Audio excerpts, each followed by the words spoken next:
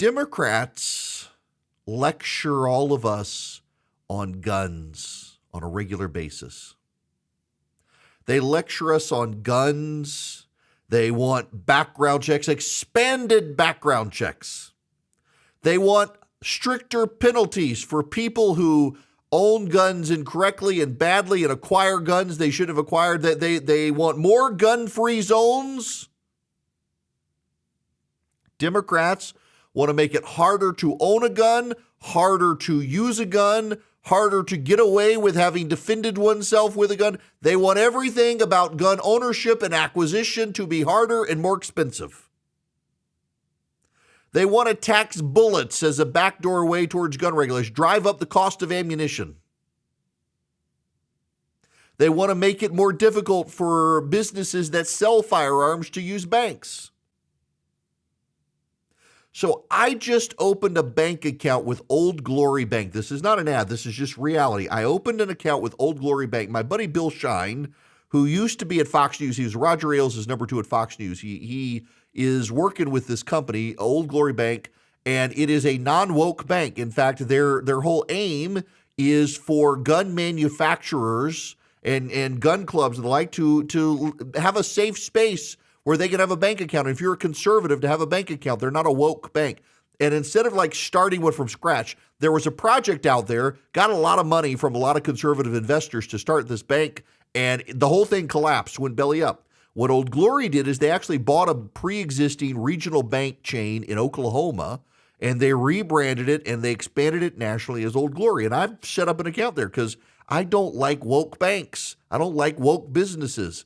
And Old Glory's not. And it's good. And one of the things that Old Glory noticed as an angle for getting business early was a lot of major banks no longer want to do business with gun manufacturers, gun stores, and any business that has anything related to do with guns.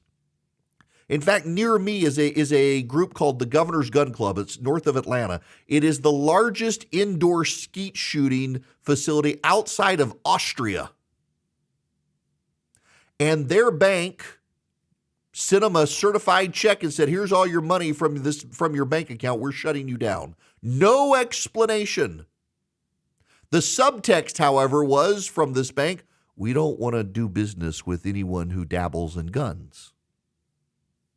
They had payroll to meet, all sorts of stuff. And in fact, I got it wrong. They sent them a certified letter saying they were shutting down their account and your money would come later. And it put them in a pickle when they had to make payroll and stuff. They were able to take care of it, thank goodness.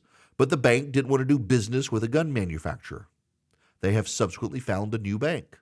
And I've heard this story from a whole lot of people. I know a gun manufacturer, a pretty prominent one. I'll leave them out of it, although most of you would know this gun manufacturer.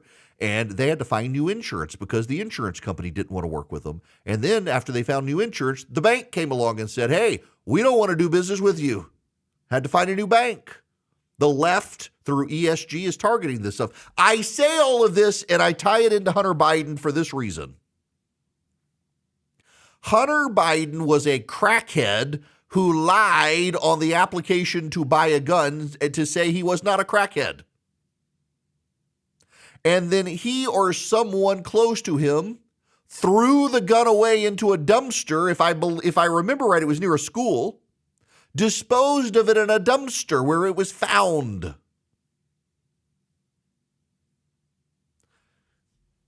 I used to practice criminal indigent defense, not because I wanted to, but because I was forced to. The county that I practiced law in did not have a public defender's office. So the rule was every lawyer right out of law school had to practice indigent criminal defense for 5 years. It was ultimately determined it was unconstitutional, but in the process, they were moving to a public defender's setup anyway. But I had to defend a lot of poor young black guys. And it was eye-opening. I don't really subscribe to the whole idea of white privilege and whatnot, but you can't deny that in some cases they would have the book thrown at them where someone who was white would not. And it wasn't so much because they were black, it was because they were poor. It's not really a white privilege, it's a wealth privilege. A poor white person in Appalachia, you treated just as badly as a poor black person in southern Alabama. have the same social stigma and suspicions about them. They're probably into drugs, they're probably a criminal, what have you. It has more to do with wealth than race, but the left is race obsessed, so they make it about white privilege. The reality is, if Hunter Biden were a young black man who did what he did, or a young white boy from Appalachia who did what he did, Hunter Biden would be going to jail over the gun stuff. And Joe Biden lectures all of us all the time about gun control and expanded background checks and the gun show loophole that doesn't really exist.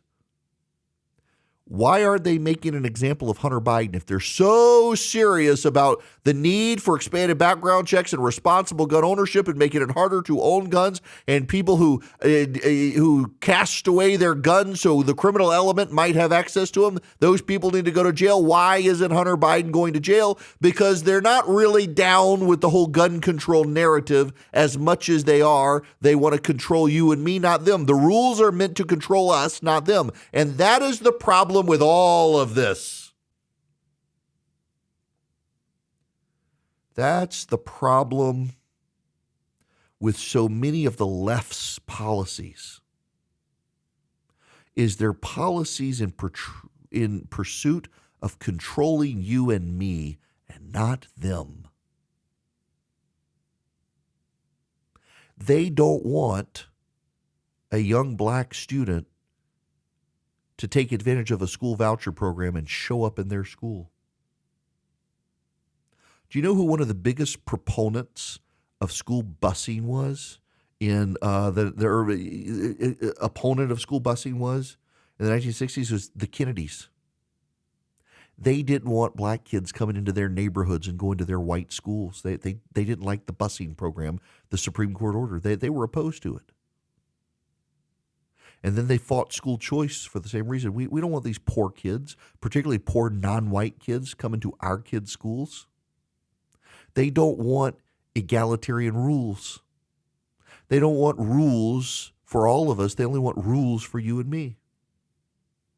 It's like Gavin Newsom telling everyone you got to shut down the restaurants and you can't go hang out, but he is perfectly happy to go hang out maskless at the French Laundry restaurant during lockdowns for a birthday party celebration. The rules were for you, not for him. Or the mayor of Austin, Texas, who flew off to Mexico during COVID, told everybody you got to wear a mask.